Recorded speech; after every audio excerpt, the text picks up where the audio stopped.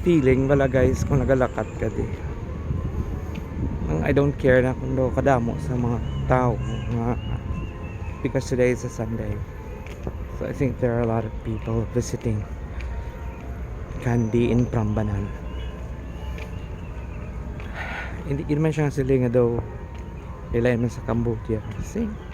Pero ang feeling balagay nga you're walking sa mga steps nga ko ng mga ancient ng mga tao dito sa Yogyakarta.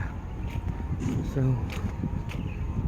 with all my knowledge, basta ancient to Hindu temples actually. Siya guys, gadagsa ang mga tao kadamo sa mga trip ang mga kalagaw-lagaw. So like you need to pay like 400,000 Indonesia.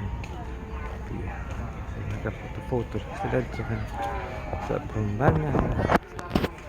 Tapos kita niya kay wala food. So hindi lang ta para ta masulod ang mga ruins niya dito na kita